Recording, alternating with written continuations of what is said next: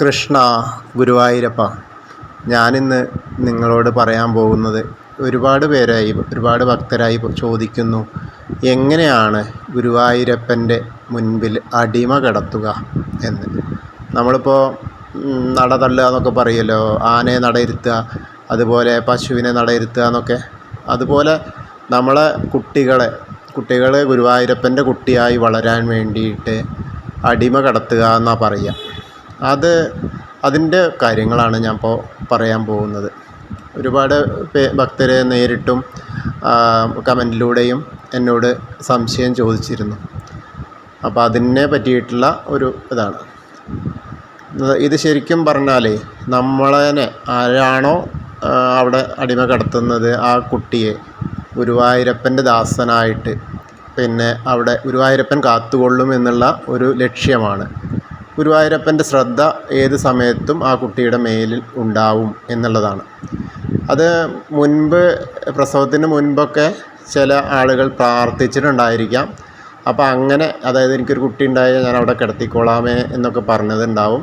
അതല്ലാതെ പിന്നെ വല്ല അസുഖം വരുമ്പോഴോ, അതും അല്ലെങ്കിൽ ഗുരുവായൂരപ്പൻ്റെ ദാസനായിട്ട് ഞാൻ കിടത്തിക്കോളാമേ എന്നൊക്കെ പറഞ്ഞിട്ട് പ്രാർത്ഥിക്കുന്നതാണ് ഈ അടിമ കിടത്തുക എന്നുള്ളത്. അത് ചെയ്യേണ്ടത് നട തുറന്നിരിക്കുന്ന സമയങ്ങളിൽ, അതായത് രാവിലെ 3 മണിക്ക് നട തുറക്കുന്ന സമയത്ത് കൊടിമരത്തിൻ്റെ ചുറ്റമ്പലത്തിൻ്റെ അവിടെ കൊടിമരത്തിൻ്റെ അവിടെയാണ് അവർ സോപാനം കാവൽക്കാരുണ്ടാവും. ഒരാളോട് പറഞ്ഞു കഴിഞ്ഞാൽ അവർ പട്ട് വിരിച്ചു തരും. ആ പട്ടിൽ നമ്മളെ കുട്ടിയെ കമിഴ്ത്തി കിടത്തുക. നമ്മൾ കമിഴ്ത്തി കിടത്തി, അതായത് ഗുരുവായൂരപ്പൻ്റെ നടയിലേക്ക് നോക്കിച്ച്, ചെറിയ കുട്ടിയാണെങ്കിലും അങ്ങനെ കമിഴ്ത്തി കിടത്തിയാൽ ആ സോപാനം കാവൽ നിൽക്കുന്ന ആൾ അവർ മലത്തിയിട്ട്, ആ കുട്ടിയെ, ചെറിയ കുട്ടിയാണെങ്കിൽ മലത്തിയിട്ടും, വലിയവരാണെങ്കിൽ മലത്തിയിട്ട് അങ്ങനെ ഇതാവും. ചെറിയ കുട്ടിയാണെങ്കിൽ ആ കുട്ടിയെ മലത്തിയെടുത്ത് ആ കൊടിമരത്തിൻ്റെ അവിടെ നിന്ന് ഗുരുവായൂരപ്പനെ തൊഴിയിക്കും.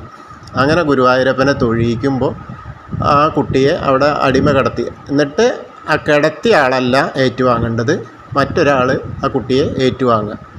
അപ്പോൾ എന്തായി, നമ്മൾ കൊണ്ടുവന്ന, ഇപ്പോൾ അച്ഛനായാലും, അച്ഛനാണ് ആ കുട്ടീനെ അവിടെ കിടത്തി വെച്ചാൽ അമ്മ വാങ്ങുക, അമ്മയാണ് കിടത്തിയതെങ്കിൽ അച്ഛൻ വാങ്ങുക. അപ്പോൾ അതല്ല, വേറെ അച്ഛനും ചെറിയച്ഛനോ വന്നു വെച്ചാലോ, അല്ലെങ്കിൽ അമ്മയും ചെറിയമ്മയും വന്നു വെച്ചാലും, അങ്ങനെ കിടത്തിയ ആളല്ലാതെ മറ്റൊരാൾ വാങ്ങണമെന്ന് മാത്രം. അപ്പോൾ നമ്മൾ ആ ഒരു കർമ്മം പൂർത്തിയാവും. പിന്നെ എന്താ വെച്ചാൽ, പിന്നെ ഗുരുവായൂരപ്പ ഭക്തനായിട്ട്, ആ ഗുരുവായൂരപ്പൻ്റെ ദാസനായിട്ട്, ഗുരുവായൂരപ്പൻ അവരുടെ ആ ഭക്തിക്ക് മുന്നിൽ ഇങ്ങനെ വിളങ്ങി നിൽക്കും എന്നുള്ളതാണ് അതിൻ്റെ ഒരു കാഴ്ചപ്പാട്. അപ്പോൾ എല്ലാവരും അങ്ങനെ എന്തെങ്കിലുമൊക്കെ ചെയ്തിട്ടുണ്ടെങ്കിൽ ഇനി ആർക്കും സംശയം വേണ്ട. എന്നോട് സംശയം ചോദിച്ച ആളുകൾക്കൊക്കെ ഇതിലൂടെ മറുപടി ആയി എന്ന് വിചാരിക്കുന്നു. കൊടിമരത്തിൻ്റെ മുൻപിൽ ആണ് കിടത്തുക, അതും നട തുറന്നിരിക്കുന്ന സമയങ്ങളിൽ മാത്രം കേട്ടോ. പ്രത്യേകമായിട്ട് ശ്രദ്ധിക്കുക, നട തുറന്നിരിക്കുന്ന സമയങ്ങളിൽ മാത്രം. അപ്പോൾ എല്ലാവർക്കും ഇത് വീഡിയോ ഇഷ്ടമായിച്ചാൽ ഒന്ന് ഷെയർ ചെയ്യുക. പിന്നെ സബ്സ്ക്രൈബ് ചെയ്യാത്ത ആളുകളുണ്ടെങ്കിൽ ഒന്ന് സബ്സ്ക്രൈബ് ചെയ്യുക. ഇഷ്ടപ്പെട്ടു വെച്ചാൽ ഒന്ന് ലൈക്കും ചെയ്യുക. പിന്നെ എന്ത് കമൻ്റാണെങ്കിലും ഇട്ടോളൂ, ഞാൻ മറുപടി തരുന്നതായിരിക്കും. ഹരേ കൃഷ്ണ.